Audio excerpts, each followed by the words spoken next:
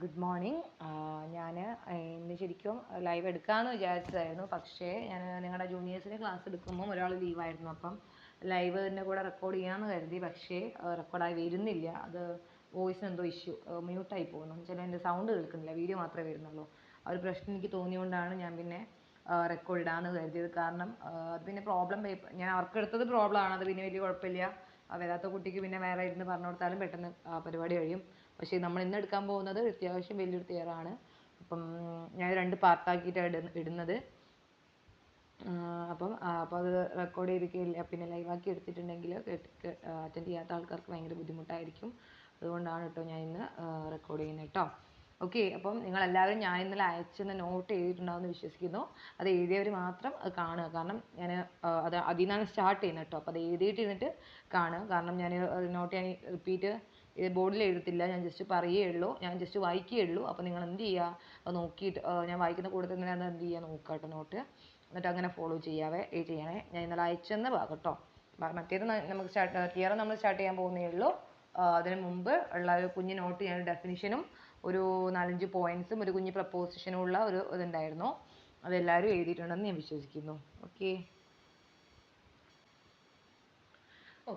അപ്പം നമുക്ക് first definition നോക്കാം. എന്താ പറയുന്നത്, അതായത് സിഗ്മ എന്ന് പറയുന്നത് എന്താണ്? സിഗ്മ എന്ന് പറയുന്നത് ക്ലോസ് ഇൻ്റർവെൽ സി ഡിയിൽ നിന്നും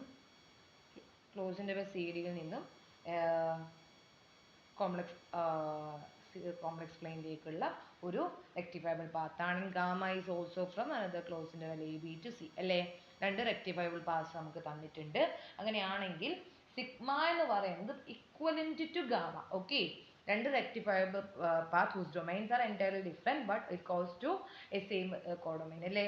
സിഗ്മ എന്ന് പറയുന്നത് സി ഡി എന്ന് പറയുന്ന ഒരു സെറ്റിന് സീറോട്ടേക്കാൾ ഡിഫൈൻ ചെയ്തിരിക്കുന്ന റെക്ടിഫയബിൾ പാത്ത് എന്താ നമുക്കറിയാം. It's A continuous function that have A bounded variation അല്ലേ. നമ്മളൊക്കെ പഠിച്ചിട്ടുണ്ട്. ഗാമ എന്ന് പറയുന്ന മറ്റൊരു റെക്ടിഫയബിൾ പാത്ത് ആണെങ്കിൽ എന്താണ് പറയുന്നത്, സിഗ്മ ഗാമയ്ക്ക് ഈക്വലന്റ്. ഈ 2 റെക്ടിഫയബിൾ പാത്തും ഈക്വലന്റ് ആണ് നമ്മൾ എപ്പോഴാണ് പറയുക, അവിടെ വേറൊരു ഫംഗ്ഷൻ എക്സിസ്റ്റ് ചെയ്യണം. Okay, if there exist another function phi എന്ന് പറയുന്ന ഫംഗ്ഷൻ അവിടെ എക്സിസ്റ്റ് ചെയ്യണം. എവിടുന്ന് എങ്ങോട്ടേക്ക്, സി ഡിയിൽ നിന്നും ക്ലോസ് ഇൻ്റർവെൽ സി ഡിയിൽ നിന്നും ക്ലോസ് ഇൻ്റർവെൽ എ ബിയിലോട്ടേക്ക് നമുക്ക് വേറൊരു ഫംഗ്ഷൻ അവിടെ ഡിഫൈൻ ചെയ്യാൻ പറ്റണം. ഫൈ എന്ന് പറയുന്ന function which is continuous and strictly increasing. Okay, strictly increasing ആയിരിക്കും. കൂടാതെ ഫൈ ഓഫ് സി എന്ന് പറയുന്നത് എ ആയിരിക്കണം ആൻഡ് ഫൈ ഓഫ് ഡി എന്ന് പറയുന്നത് ബി ആയിരിക്കണം. ഈ പ്രോപ്പർട്ടീസ് കണ്ടീഷൻസ് ഒക്കെ നമ്മൾ ലാസ്റ്റ് ക്ലാസ്സിലും പഠിച്ചിട്ടുണ്ട് അല്ലേ.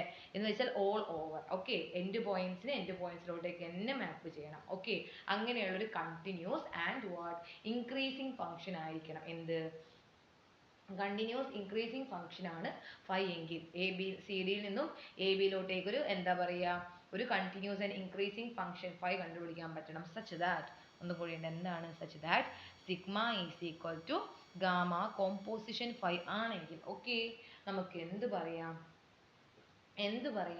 സിഗ്മ എന്ന് പറയുന്ന ഗാമയ്ക്ക് ഇക്വലന്റ് ആണ് പറയാൻ പറ്റും. ഓക്കെ, അപ്പോൾ 2 ഡിഫറെൻറ്റ് എന്താ പറയുക, ഡിഫറെൻറ്റ് റെക്ടിഫയബിൾ പാത്ത്, ഒരു പാത്ത് മറ്റേ പാത്തിനോട് ഈക്വലന്റ് നമ്മൾ എപ്പോഴാണ് പറയുക, അവരുടെ ഡൊമൈനുകൾ തമ്മിൽ. ഓക്കെ, സി ഡിയിൽ നിന്നും അവരുടെ ഒരു ഡൊമൈനിൽ നിന്നും മറ്റേയാളുടെ ഡൊമൈനിലോട്ടേക്ക് നമുക്കൊരു കണ്ടിന്യൂസ് ഇൻക്രീസിങ് ഫംഗ്ഷൻ നമുക്ക് കണ്ടുപിടിക്കാൻ പറ്റണം. Such that phi of C equal to A, phi of D equal to B, all over the image ആവണം.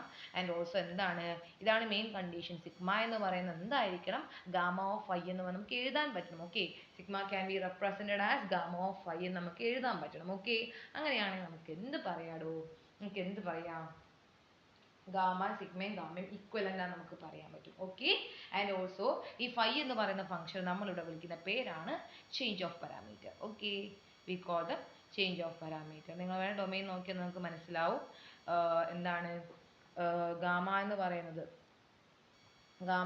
ഫംഗ്ഷൻ എവിടെ നിന്ന് എങ്ങോട്ടേക്കാം. ഗാമ എന്ന് പറയുന്നത് ക്ലോസ് ഇൻ്റർവെൽ എ ബിയിൽ നിന്നും സിയിലോട്ടേക്കുള്ള ഫംഗ്ഷനാണ് അല്ലേ. ഫൈ എന്ന് പറയുന്നതോ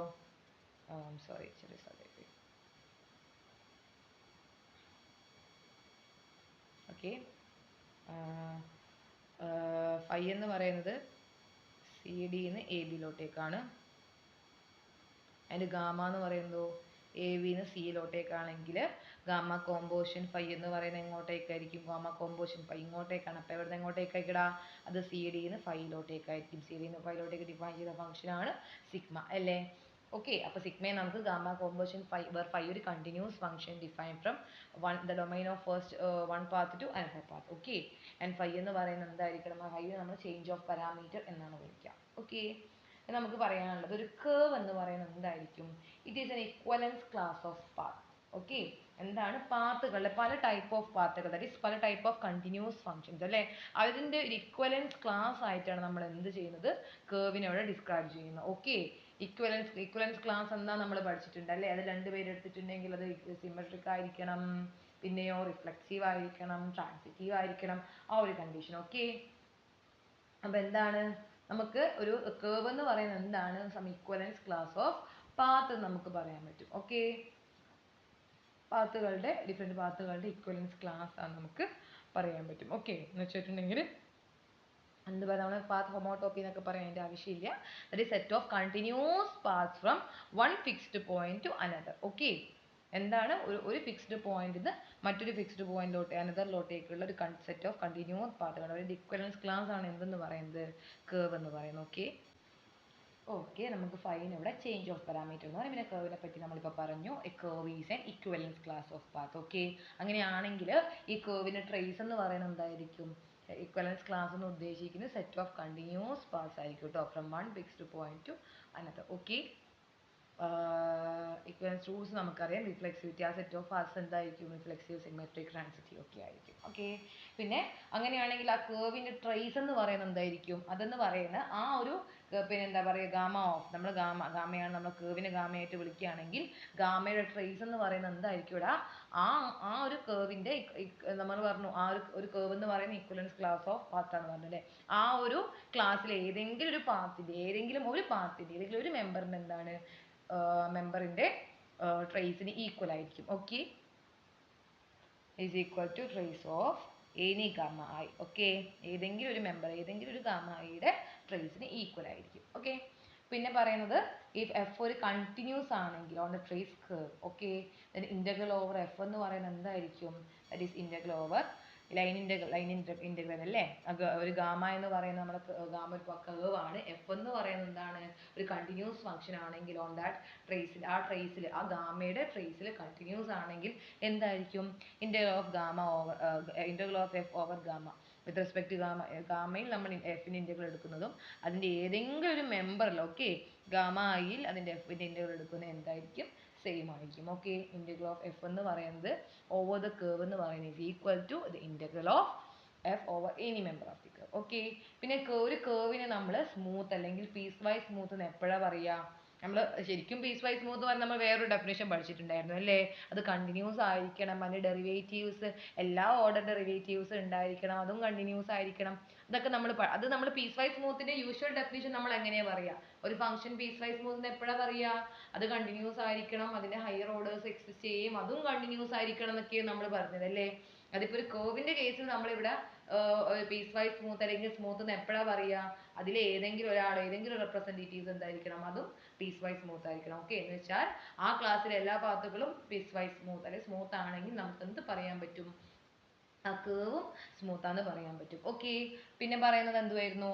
ഗാമ എന്ന് പറയുന്നത് റെക്ടിഫയബിൾ പാത്ത് ആണെങ്കിൽ, okay, gamma from A B to C എന്ന് പറയുന്ന close interval A B to C എന്ന് പറയുന്നത് ഒരു റെക്ടിഫയബിൾ പാത്ത് ആണെങ്കിൽ and for A less than or equal to T. Okay.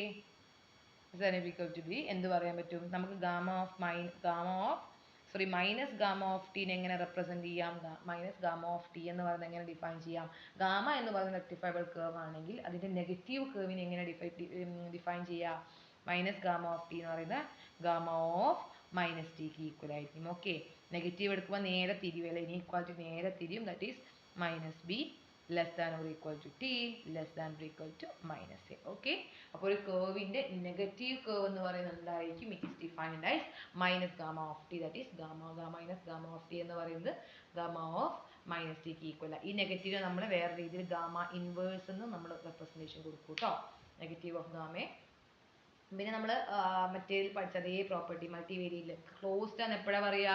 ഏതോ രണ്ട് പോയിന്റ്സിൽ എന്തായിരിക്കണം? രണ്ടിന്റെ value gamma of A equal to gamma of B. ഓർമ്മയുണ്ടോ?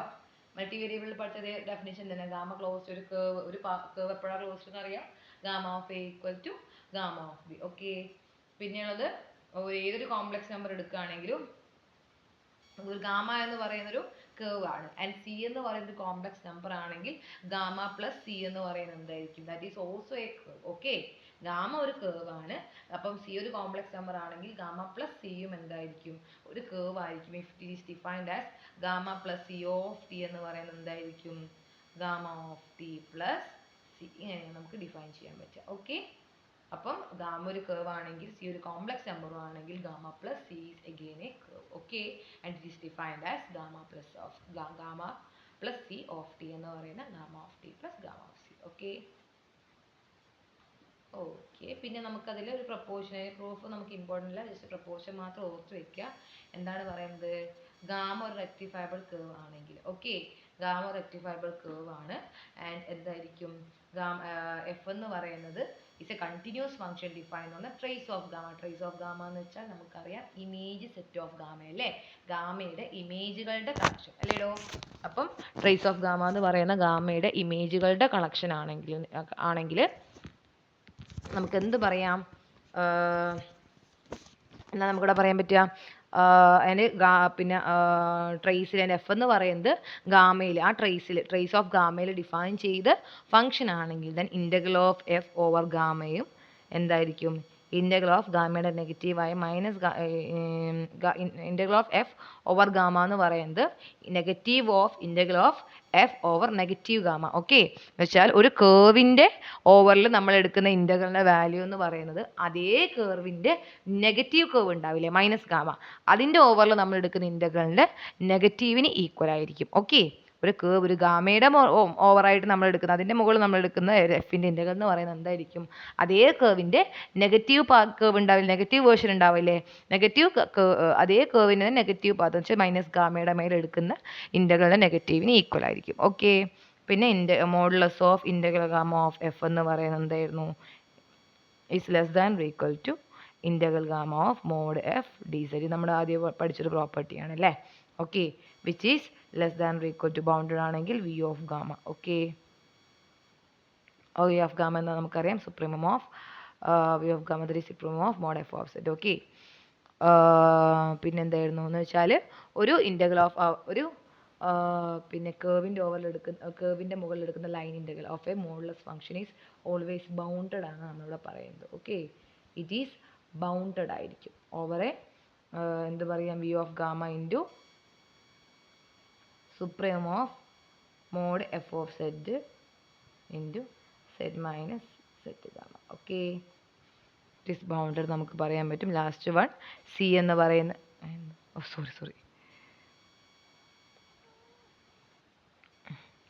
സി എന്ന് പറയുന്നത് ഒരു കോംപ്ലക്സ് നമ്പർ ആണെങ്കിൽ എന്ത് പറയാം? Integral of F of Z over D Z over gamma എന്ന് പറയുന്നത് എന്തായിരിക്കും?